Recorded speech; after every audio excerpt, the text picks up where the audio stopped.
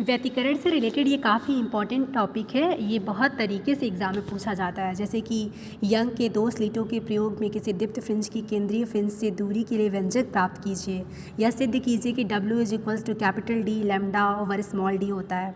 तो आपको फ्रिंज की चौड़ाई निकालनी है। फ्रिंज की चौड़ाई का मतलब क्या, जैसे जब व्यतिकरण होता है दो तरंगों के बीच में प्रकाश की, तो फिर क्या होता है कि हमें कुछ दीप्त और कुछ अदीप्त फ्रिंजें मिलती हैं। तो जो दीप्त फ्रिंजों के बीच में जो दूरी होती है उसी को हम बोलते हैं फ्रिंज चौड़ाई। दो फ्रिंजेस के बीच में जो चौड़ाई होती है उसको ही हम लोग ज्ञात करना है समीकरण से, ठीक है। तो सबसे पहले हम देखते हैं कि क्या है इसमें। सबसे पहले तो एक सोर्स है जहाँ से लाइट निकल रही है, और वो कहाँ पे जा रही है, स्लिट S1 और S2 की तरफ। क्योंकि सोर्स S से S1 और S2 की दूरी बराबर है, अतः ये दोनों क्या होंगे, कला संबद्ध स्रोत होंगे। और इनके बीच की दूरी कितनी है, स्लिट्स के बीच में S1 S2 के बीच की दूरी है स्मॉल d, ठीक है। अब मान लो यहाँ से दोनों तरंगे क्या करेंगी, व्यतिकरण, क्योंकि ये दोनों कला संबद्ध स्रोत हैं और एक ही रंग का प्रकाश कोई आया था, तो ये दोनों व्यतिकरण करके मान लो बिंदु P पे मिलते हैं, जो कि एक पर्दा है आपसे आपके स्लिट से कैपिटल D डिस्टेंस पे। तो आपका कैपिटल D क्या है, स्लिटों और पर्दों के बीच की दूरी, जो यहाँ से C और O है हमारा पॉइंट, ठीक है। अब हम लोग को निकालना क्या है, अब देखो ये जो सेंटर है O से दूरी x पे हमारा बिंदु है P। तो अब हम देखेंगे कि पॉइंट P पे हो क्या रहा है। S1 और S2 से लाइट आई, लेकिन S1 और S2 के बीच में पथांतर कितना है, मतलब एक दूसरे से वो कितना पीछे हैं या आगे हैं। तो सबसे पहले हम देखेंगे कि S2P माइनस S1P जो होगा वो हमारा हो जाएगा S2A। यही तो हमारा पथांतर होगा ना, S2A। यही हम लोगों को निकालना है। इसको निकालने के लिए हम यहाँ पे दो ट्राइंगल्स लेंगे, एक S1 S2A और एक PCO, जो कि दोनों समरूप हैं। और समरूप होंगे तो क्या होगा, इनका जो रेशियो होगा वो सेम होगा।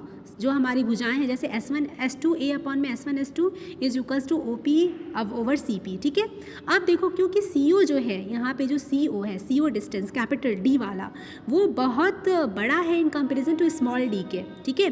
तो CP को CO के बराबर मतलब कैपिटल D के बराबर हम रखेंगे, तो यहाँ पे जो S2A ये जो हमारा फॉर्मूला है, ये 4 रेशियो वाला, उसमें हम सबकी वैल्यू पुट कर दे। OP की वैल्यू x होगी, CP की वैल्यू कैपिटल D होगी, S1 S2 की वैल्यू स्मॉल d होगी। तो यहाँ पे हमारा क्या आ गया, S2A जो पथांतर है वो small d over capital D आ गया, ठीक है।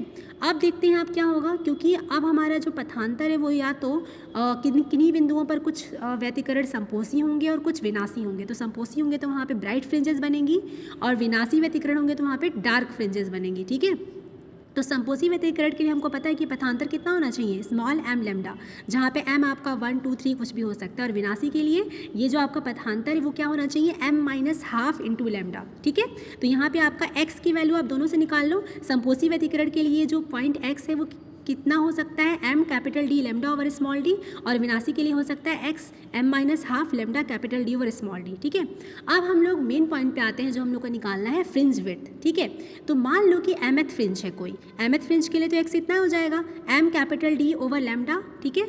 और m+1 फ्रिंज के लिए क्या हो जाएगा, m+1 capital D lambda over small d, है ना। ये mth के लिए m capital D lambda over small d, और ये m+1th फ्रिंज के लिए।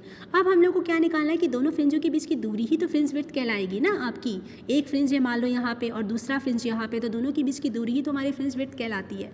तो कैपिटल W क्या हो जाएगा, m+1 पे जो फ्रिंज बनी है उसमें से हम जो m पे फ्रिंज बनी है उसकी दूरी को माइनस कर देंगे, और जब हम इसको माइनस करेंगे तो हमारा फॉर्मूला आ जाएगा W is equals to capital D lambda over small d, ठीक है। तो आप यहाँ से फ्रिंज विड्थ निकाल के जो W है आप लैम्डा भी निकाल सकते हो, क्योंकि स्मॉल d तो आपको पता है, कैपिटल D आपको पता है। आप एक्सपेरिमेंट से अगर W निकाल लोगे तो आपको पता चल जाएगा कि जो प्रकाश आपने यूज़ किया था उसका तरंगदैर्घ्य लैम्डा कितना है, ठीक है।